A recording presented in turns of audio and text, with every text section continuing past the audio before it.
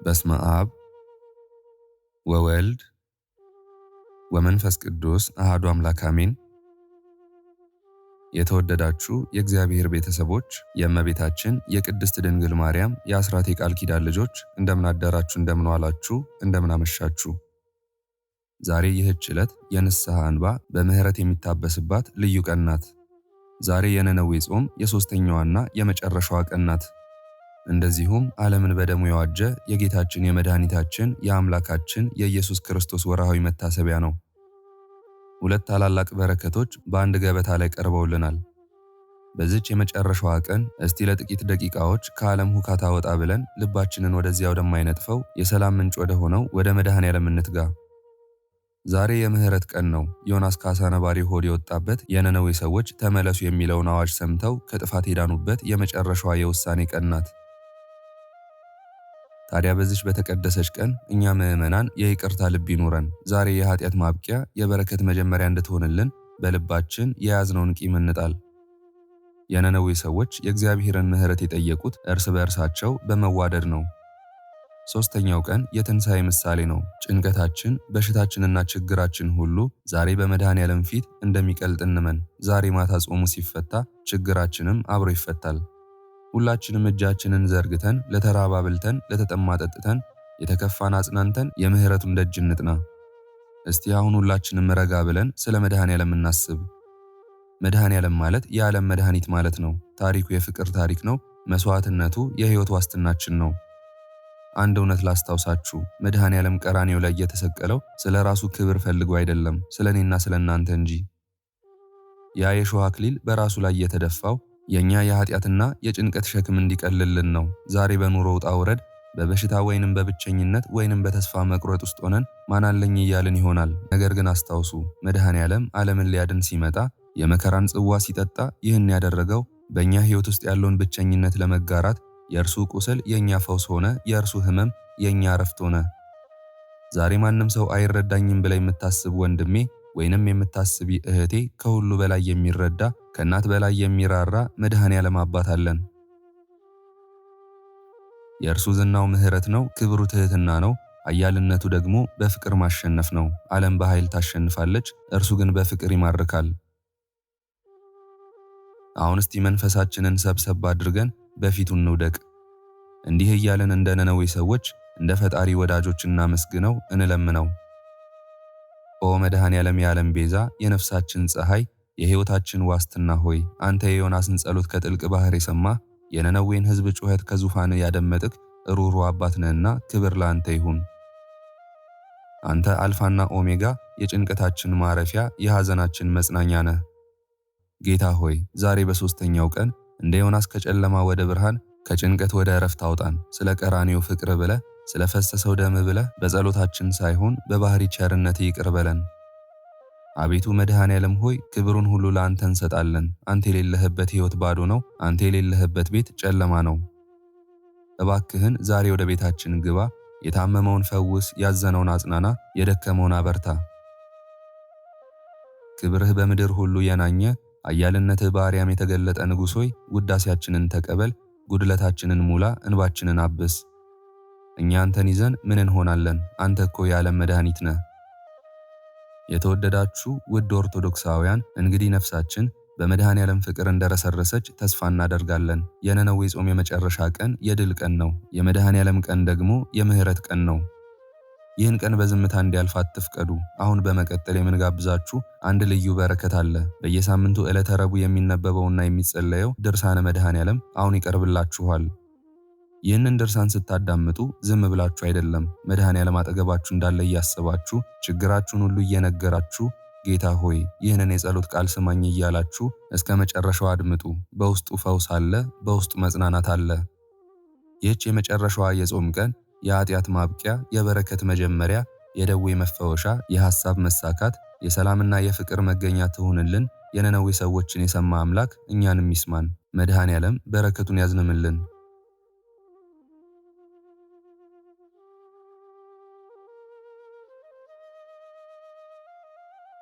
በስመ አብ ወወልድ ወመንፈስ ቅዱስ አሐዱ አምላክ አሜን።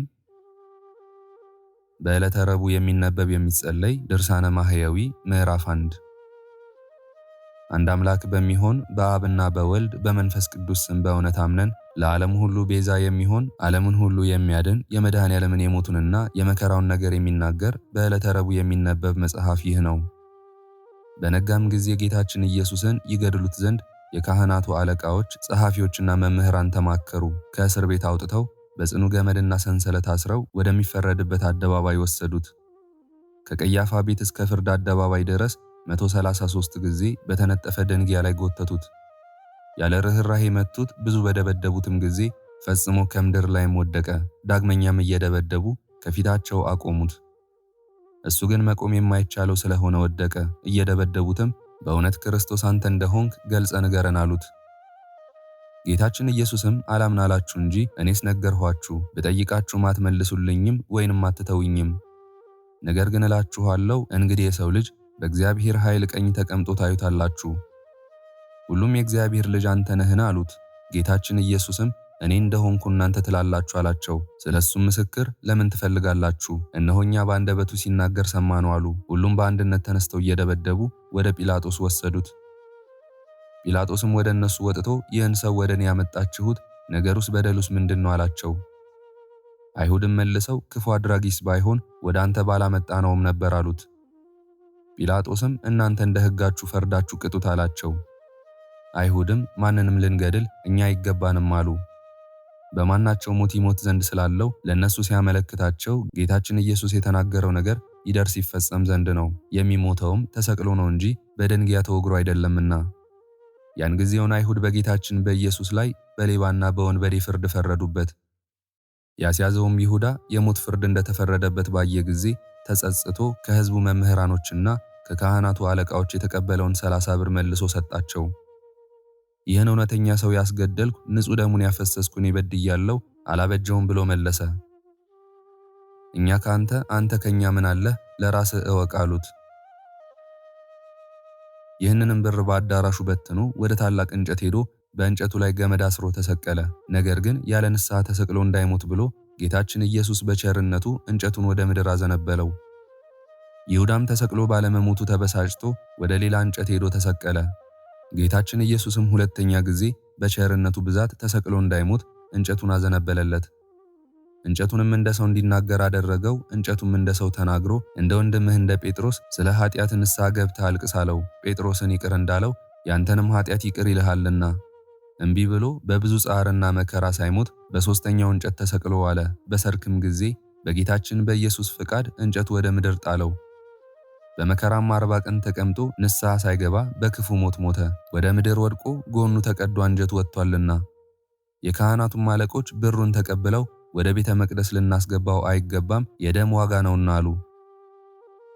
ተማክረውም በጌታችን በኢየሱስ ዕውቀት ለመጻተኛ መቃብር ይሁን ብለው የአንጥረኛውን ቦታ ገዙበት። ጌታችን ኢየሱስ ክርስቶስ ለድሆችና ለእንግዶች በሕይወታቸውም በሞታቸውም አለኝታቸው ነውና ይኸውም ቦታ እስከ ዛሬ ድረስ የደም ቦታ ሲባል ኖረ። የእስራኤል ልጆች የተስማሙበት ክቡር የሆነ የጌታን ዋጋ 30 ብር ተቀበሉ ብሎ ነቢዩ ኤርምያስ የተናገረው ያን ጊዜ ተፈጸመ። ለአንጥረኛ ቦታ ሰጡት በማለት እግዚአብሔር እንዳዘዘኝ እናገራለሁ ያለውም ደረሰ፣ ተፈጸመ። አይሁድም ጌታችን ኢየሱስን ጲላጦስ ወዳለበት ቦታ ወሰዱት። ሲገባም አይተው ከዚያ ቦታ ቆመው የነበሩ ጦሮች ሰገዱለት። አይሁድ ግን ጦሮች ስለሰገዱለት ተቆጡ። ወደ ጲላጦስም ዘንድ ገብተው በከንቱ ሐሜታቸው አሙት። ጲላጦስም የመስገዳቸውን ነገር ይረዳ ዘንድ 6 ጦሮች ወዳሉበት ቦታ ጌታችን ኢየሱስን ውሰዱት ብሎ አዘዘ። ጦሮችም በኃይል እየሳቧቸው ሳለ ጌታችን ኢየሱስን ባዩት ጊዜ ሰገዱለት። አይሁድም ይህን ተአምራት አይተው እንዲህ ያለ መድኃኒተኛ ሰው አላየንም ብለው ጮኹ። ከዚያም ጲላጦስ ጦሮች ወዳሉበት ቦታ ወጣ። በጲላጦስም ፊት ለጌታችን ለኢየሱስ ጦሮች 3 ጊዜ ሰገዱለት። ለጌታ እንዳይሰግዱለት ኃይለኞች ሰዎች በገመድ ሲስቧቸው ከማፈራቸውን ብዛት የተነሳ እንደ አስማተኞች እንደ ያኔስ እንደ ኢያንበሬስ አስማተኛ ነው አሉት። ከማፈራቸው ብዛት የተነሳ ከጲላጦስ ፊት ወስደው አቁመው ጌታችን ኢየሱስን አጣሉት፣ አካሰሱት። ለቄሳርም ግብር እንዳይሰጡ ሕዝቡን ሲያስክዳቸውና ሲከለክላቸው አገኘ ነው እያሉ። እሱም የእስራኤል ንጉሥ ነኝ ይላል፣ የእግዚአብሔርን ለእግዚአብሔር አድርጉ፣ የቄሳርን ለቄሳር ስጡ ካላቸው በኋላ ሐሰተኞች ሆነዋልና። እሱም ስለ ትሕትናው ግብሩን ከሰጣቸው በኋላ ጲላጦስ የአይሁድ ንጉሥ አንተ ነህን ብሎ ጠየቀው። ጌታችንም መልሶ እኔ ንጉሥ እንደሆንኩ አንተ ትላለህ አለው። ይህ ሰው ሰንበትን የማያከብር የእግዚአብሔር ወገን አይደለም እያሉ ያጣሉትም ያካሰሱትም አሉ። በሰንበት ድውያንን አዳነ፣ የዕውራንንም ዓይን አበራ፣ የሞቱትንም ሰዎች በሰንበት አስነሳ፣ በሥራው ሁሉ ሰንበትን ሻሪ ነው። እንዲህ ሲያጣሉት ሲያካስሱት፣ እሱ ግን ምንም አልመለሰላቸውም። ዳግመኛም ጲላጦስ እሊህ ይህን ያህል ሲያጣሉ ሲያካስሱ አትሰማቸውምን አለው። ጌታችን ኢየሱስም ሹሙ ፈጽሞ እስኪያደንቀው ድረስ አንዲት ቃል ስንኳ አልመለሰም። በሰንበት ቀን ተአምራት የሚያደርግ ጌታችን ግን አባቱ በሰንበት ተአምራት እንዲያደርግ እሱም በሰንበት የታመሙትን በእውነት አዳናቸው፣ የዕውሮችንም ዓይን በሰንበት አበራ፣ የሞቱትንም በሰንበት አስነሳቸው።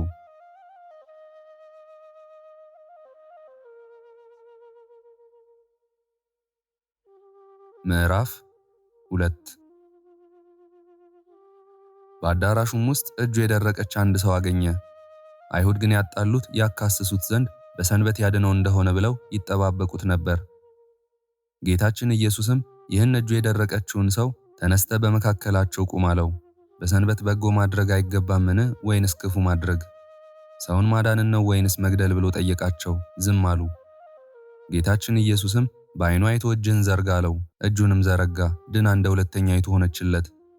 ፈሪሳውያንም ከዚያ ወጥተው ጌታችን ኢየሱስን ይገድሉት ዘንድ ከሄሮድስ ሰዎች ጋር ተማከሩ። ጌታችን ኢየሱስም ከደቀ መዛሙርቱ ጋር ወደ ባህሩ ወደብ ሄደ። ያደረገውንም ተአምራቱን ሰምተው ብዙ ሰዎች ተከተሉት። የታመሙትንም ሰዎች ሁሉ አዳናቸው። ነገር ግን እንዳትገልጹ ብሎ አስጠነቀቃቸው። አይሁድ ግን ሰንበት ሻሪ ነው አሉት።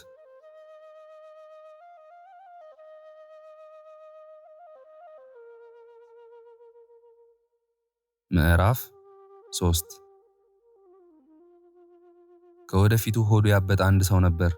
ጌታችን ኢየሱስም ጸሐፍት ፈሪሳውያንን በሰንበት ሰው ማዳን ይገባልን ወይንስ አይገባም አላቸው። እነሱ ግን ዝም አሉ። ጌታችን ኢየሱስም ይህን ሆዱ ያበጠውን ሰው ይዞ በሰንበት አድኖ ሰደደው። አይሁድ ግን ሰንበት ሻሪ ያደረጉት። 18 ዓመት ጋኔን ይዞ የሚጥላት አንዲት ሴት ነበረች። እሷም ጎባጣ ነበረች፣ ፈጽሞ መቆም አትችልም። ጌታችን ኢየሱስም ባያት ጊዜ አንቺ ሴት ከደዌሽ ድነሻል ብሎ በእጁ ዳሰሳት። ድናም በሰንበት ቀን ሄደች፣ እግዚአብሔርንም አመሰገነች። አይሁድ ግን እሱን ሰንበት ሻሪ ነው አሉት።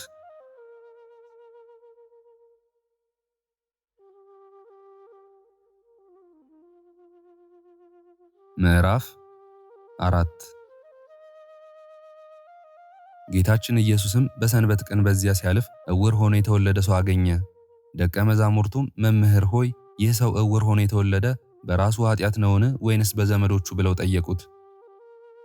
ጌታችን ኢየሱስም የእግዚአብሔር ሥራ በእሱ ላይ ይገለጽ ዘንድ ነው እንጂ ዘመዶቹም እሱም አልበደሉም አላቸው። ነገር ግን ብርሃን ሳለ የአባቴን ሥራ እሠራ ዘንድ ለእኔ ይገባኛል አላቸው። አንድ ሰው ስንኳ ሥራ ሊሠራበት የማይቻለው ሌሊት ይመጣልና በዚህ ዓለም ሳለው የዓለም ብርሃን እኔ ነኝ።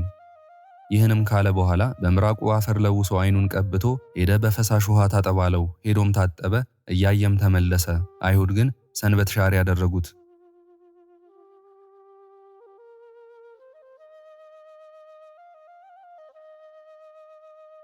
ምዕራፍ 5 ጌታችን ኢየሱስም በሰንበት ወደ አልዓዛር መቃብር እያለቀሰ ሄደና ከመቃብሩ አፍ ያለውን ደንጊያ አንሱ አላቸው።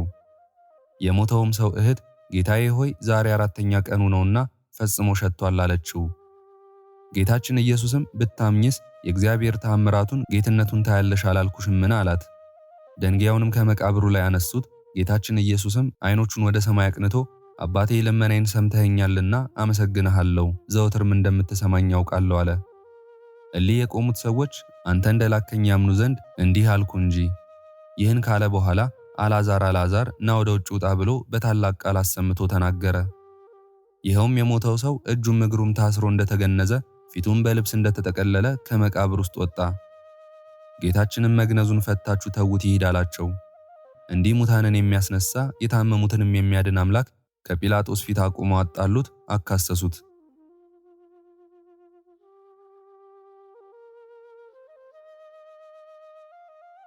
ምዕራፍ 6 እንዲህም ካጣሉት ካካሰሱት በኋላ ሕዝቡንና ሊቃነ ካህናቱን በዚህ ሰው ላይ ያገኘሁት በደል የለም አላቸው። ከገሊላ ጀምሮ እስከዚህ ድረስ በይሁዳ አውራጃ እያስተማረ ሕዝቡን ያውካል እያሉ ጮኹ። ጲላጦስም ገሊላ ሲሉ ሰምቶ የገሊላ ሰው እንደሆነ ብሎ የገሊላን ሰዎች ጠየቀ። ከሄሮድስ ግዛት እንደሆነ አውቆ ያን ጊዜ ሄሮድስ በኢየሩሳሌም ሳለ ወደ ሄሮድስ ላከው። በላከውም ጊዜ ጌታችን ኢየሱስ ክርስቶስ ከመገዛት ነፃ ሲሆን በትሕትና ሄደ። እሱ የምድራውያንና የሰማያውያን ገዦች ገዥ ሲሆን የምድራውያንና የሰማያውያን ጌቶች ጌታ ሲሆን የሰማያዊ ንጉሥ ልጅ ሲሆን እርሱ የምድርና የሰማይ ንጉሥ ሲሆን በደቀ መዝሙሩ በጴጥሮስ እጅ ከዓሣ ሆድ ወርቅ አውጥቶ ግብር ለሚቀበሉ ሰዎች ግብርን በትሕትና ሰጠ።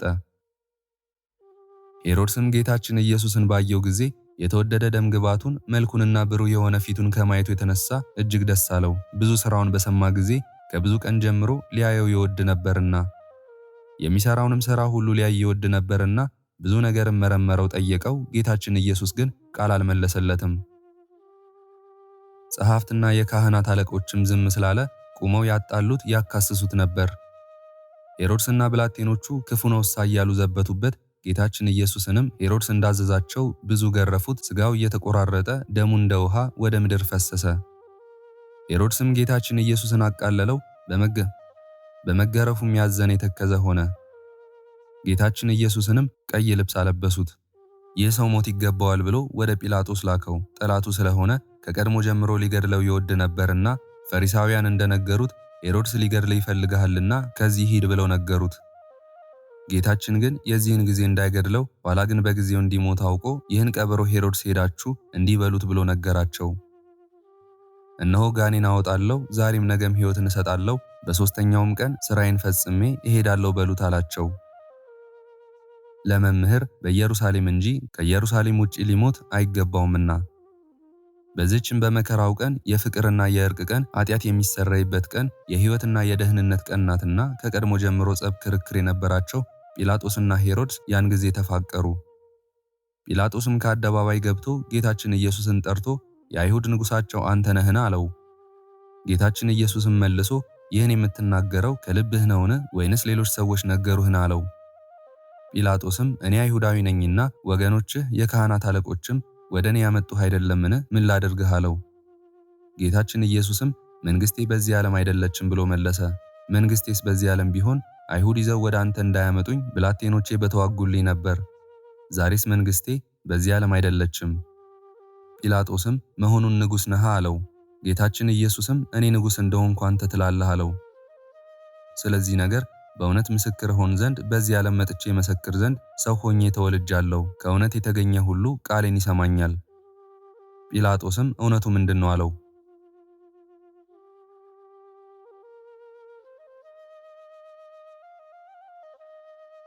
ምዕራፍ 7 ጌቶቼ አብ መንፈስ ቅዱስ ሆይ አደራ እላችኋለሁ። እመቤቴ ማርያም አንቺንም እማልድሻለሁ። ጌታ ኢየሱስ ክርስቶስ በነፍሱና በሥጋው በተቀበላቸው መከራዎች ሁሉ በመቸንከሩም የሾህ አክሊል ተቀዳጅቶ በመሰቀሉ በሞቱም ወደ ሲኦል በመውረዱ በጦር በመወጋቱ ጌታችን ኢየሱስ ክርስቶስ በመቀበሩ ኃጢአቴን ሁሉ ይቅር ትሉኝ ዘንድ ከኃጢአትም ፍዳ ሁሉ ታድኑኝ ዘንድ አሜን። በእውነት የረቡዕ ተአምር። በቅዱስ ወንጌል እንደተነገረ በሰንበት ቀን የተደረገ ተአምር ይህ ነው። ከታመመ 38 ዘመን የሆነው አንድ ሰው ነበር። ጌታችን ኢየሱስም እሱን በአልጋው ላይ ተኝቶ ባየው ጊዜ ደዌው እንደዘገየበት አውቆ ልትድን ትወዳለህን? አለው። ወደሚጠመቁበት የሚያወርደኝ ሰው የለኝም ዘመድም የለኝም እንጂ አዎን ጌታዬ፣ እኔስ ልድን እወዳለሁ አለው። እኔም በመጣው ጊዜ ሌላው ቀድሞኝ ይወርዳል። ጌታችን ኢየሱስም በሰንበት ተነስተህ አልጋህን ተሸክመ ሂድ አለው። ይህም ሰው ድኖ አልጋውን ተሸክሞ ሄደ። አይሁድ ግን ጌታን ሰንበት ሻሪ ነው አሉት። ሊገድሉ ተባብረው የካህናት አለቆች በአንተ ላይ የተማከሩብህ በሰው ፍቅር ገመድ የተያዝክ ክርስቶስ ሆይ የቸርነት ነገር በመናገር አያልቅም፣ የትሕትናህም ምስጢሩ ቀዋሚ ነው። በነግህ ከግዞት ቤት ያወጡ ክርስቶስ ከቀያፋ ቤት ጀምሮ እስከ ፍርድ አደባባይ በተሳለ ድንጋይ ላይ አይሁድ የጎተቱ በየዕለቱና በየወሮቹ ጠብቀኝ፣ ቸር እረኛ አንተ ነህ፣ እንደ ምንደኛም አይደለህምና። ጦሮች በአይሁድ ፊት የመንግሥትህን ገናንነት ይገልጡ ዘንድ በፊትህ የጦሮች ራሶች የሰገዱልህ ክርስቶስ ወደ ጲላጦስ ቦታ ባገቡህ ጊዜ አቤቱ አንድ ሳይቀር ዕዳዬን አጥፋ፣ ቁጥሩ ፈጽሞ ብዙ ነውና። ለማጣላት በጲላጦስ ፊት ያቆሙ የእናትህ ዘመዶች በመፈራረቅም የሰደቡ ልማድህ ኃጢአት ማስተሰርይ የሆነ ክርስቶስ ሆይ በገቢርና በሐልዮ ብበድል የኔ የባሪያን ኃጢአት አታስብ። ሊቃነ መላእክት በፍርሃት በፊትህ ሲቆሙ እንደ ባሪያ በጲላጦስ ፊት የቆምክ እኔ ባሪያ የዚህ የግፍህን ልክ ባሰብኩ ጊዜ ክርስቶስ ትሕትና እጹብ ነው፣ ትዕግስትህም የሚያስደንቅ ነው አልኩ። እውነተኛ ሰው ስትሆን አይሁድ የገደሉ ክርስቶስ እግዚአብሔርን አባት ብታደርግ በንጉሥ ቄሳር በደል ያጣሉ በደሌ ከሥጋዬ በአፋ ነውና በደለኛ በሚሆን በሥጋዬ አቤቱ አንተ አስተሰርይልኝ። ክርስቶስ ሆይ ሁለቱ የካህናት አለቆች ከመረመሩ በኋላ አይሁድ የንጉሥ ወንጀለኛ ነው ባሉ ጊዜ ሄሮድስና ጲላጦስ የመረመሩ ከክርስቲያን ወንድሞቼ እኔ ትንሽ ነኝና እኔን ባሪያህን በሦስተኛ ሰማይ አንግሰኝ። ክርስቶስ ሆይ በልባቸው ከራቁ ዘንድ አንተን ከማክበር ተለይተው የሄሮድስ ወታደሮች በትሕትና የዘበቱብህ ቁጥሩን ማወቅ እስኪሳናቸው ድረስ አይሁድ የገረፉ አንተን ለመያዝ በተጉ ጊዜ የአይሁድ ወገኖች እንደወደቁ ጠላቶቼ እንደነሱ የኋሊት ይውደቁ። ክርስቶስ ሆይ ፊትህን በማየት ልቡ ደስ ካለው በኋላ ሄሮድስ የመገረፍህን ፍርድ ያለ አግባቡ የፈረደብህ ቀይ የሆነ የምልክት ልብስን ያለበሱ አቤቱ ኃጢአቴ በዝቷልና ቀድሞ ልብህ በሰው እንደተጸጸተ አትጸጸትብኝ። ስቅለትን ከወደደ በኋላ ከሚያስፈራ ስቃይ ሞት አቤቱ የኃጥአን ምሕረት ሥራ በይሁዳ ላይ ተገለጠ። ነገር ግን 2 ጊዜ ካዳንከው በኋላ ሰይጣን ይሁዳ በክፉ አሟሟት ሞቷልና የካህናት አለቆችና ወገኖች አስይዘውሃልና መማለጃ በመውደድ ምን ልስራልህ? መስፍንልኝ ወደ መመስገኛ ቦታ መርተው ይወስዱኝ ዘንድ ቸርነትህንና ብርሃንህን ላካለ ጌታ ኢየሱስ ክርስቶስ ሆይ የእኛን የሁላችንንም የባሪያዎችህን ኃጢአት አስተሰርይልን። አሜን። በእውነት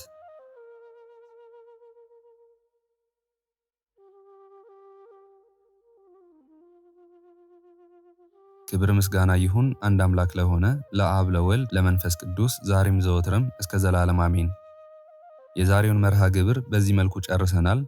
ዘውትር የምንለቀውን መርሃ ግብር እንድትከታተሉ ሳትሰለቹም ሰብስክራይብ፣ ላይክ እና ሼር እንድታደርጉ እኔንም ይህን ጸሎት የተከታተሉትንም በያላችሁበት በጸሎታችሁ እንድታስቡን በጌታችን በመድኃኒታችን በአምላካችን በኢየሱስ ክርስቶስ ስም ጠይቃለሁ። እግዚአብሔር አምላካችን እስካሁን ሰዓት ጠብቆ ለዚህ ያበቃን የአባቶቻችን አምላክ ልዑል እግዚአብሔር ስሙ ፈጽሞ የተመሰገነ ይሁንልን። እመቤታችን ቅድስት ድንግል ማርያም ዘላለማዊ ስሟ የተወደደ ይሁንልን። ጻድቃን ሰማዕታት፣ ቅዱሳን መላእክት እንደየክብራቸውና እንደየማዕረጋቸው የከበሩ ይሁኑልን።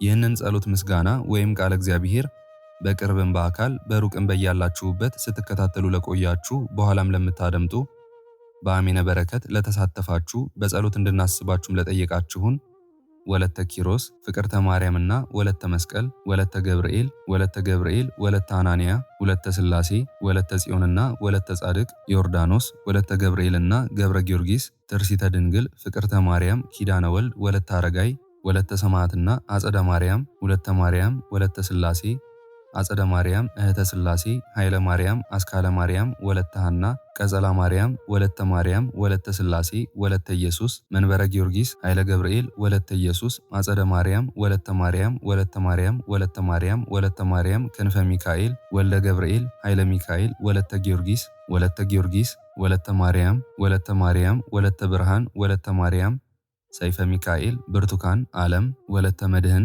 ርብቃ፣ ወለተ ጻድቅ፣ ወለተ ማርያም፣ ፍሬ ሰንበት፣ ገብረ መድህን፣ ፍቅርተ ሥላሴ፣ ወለተ ትንሣኤ፣ አጸደ ማርያም፣ ብስራተ ገብርኤል፣ ተስፋ ጊዮርጊስ፣ ወለተ ኢየሱስ፣ ወለተ ኪዳን፣ ወለተ ሥላሴ፣ ወለተ ማርያም፣ ወለተ ጊዮርጊስ፣ ወለተ ዜና ማርቆስና ብስራተ ገብርኤል፣ ወልደ ገብርኤል፣ ጽጌ ማርያም፣ ወልደ ሰማዕት፣ ገብረ ሚካኤል፣ ጸዳለ ማርያም፣ እህተ ማርያምና ፍቅረ ዮሐንስ፣ ወለተ ሕይወት፣ ሰሊና፣ ወለተ ትንሣኤ፣ ዮሐና፣ ንግሥቲ፣ አዜብ፣ እህተ ማርያም፣ አስካለ ማርያም፣ አታለል፣ አበቡ፣ ይመር፣ ገብረ ጊዮርጊስ፣ ወልደ ገብርኤል፣ ተፈሪ፣ ብርቄ፣ መካሻ፣ ስንዴው፣ ወለተ ሥላሴ፣ ወለተ ኪዳን፣ ሀብተ ማርያም፣ ፍቅረ ሥላሴ፣ ወለተ ሥላሴ፣ ማርዬ፣ አስካለ ማርያም፣ ፍቅርተ ማርያምና ሰይፈ ገብርኤል፣ ስርጉተ ገብርኤል፣ ተክለ ሥላሴ፣ ገብረ ሥላሴ፣ ክንፈ ሚካኤል፣ ኃይለ ኢየሱስ፣ ገብረ ኪዳን፣ ገብረ ሥላሴ፣ ክንፈ ሚካኤል፣ ኃይለ ኢየሱስ፣ ገብረ ኪዳን፣ ገብረ ሥላሴ፣ ፈቃደ ሥላሴ፣ ኃይለ ኢየሱስ፣ ወለተ ሥላሴ፣ ሳህለ ማርያም፣ ወለተ ሥላሴ፣ ሰብለ ማርያም፣ አጸደ ማርያም፣ ሐና ማርያም፣ ጽጌ ማርያም፣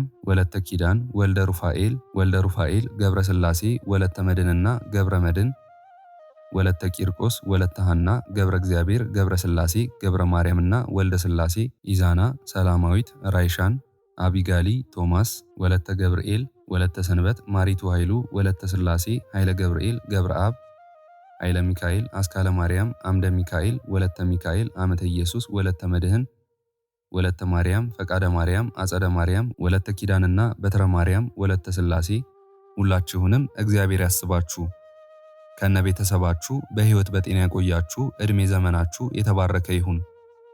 ስራችሁን የሰመረ፣ ቀናችሁን ያማረ፣ ኑሯችሁን የከበረ፣ ጸሎታችሁንም የተሰማ ያድርግላችሁ። እንዲሁም በአካል በሥጋ የተለዩንን ገብረ ሥላሴ ወልደ ጊዮርጊስ ወለተ ማርያምና ኃይለ ማርያም ወለተ ማርያም ወለተ ጽዮን ሙሉ ማሞ ወለተ ሥላሴ ወልደ ሰማያት ኃይሉ ገብረ ሥላሴ እግዚአብሔር አምላካችን ነፍሳቸውን ይማርልን፣ በአጸደ ሕይወት በገነት በመንግሥተ ሰማይ ያሳርፍልን። አነሳስቶ ላስጀመረን አስጀምሮም ላስፈጸመን ለልዑል እግዚአብሔር ክብርና ምስጋና ይግባው ዛሬም ዘወትርም ለዘላለሙ አሜን። አቡነ ዘበሰማያት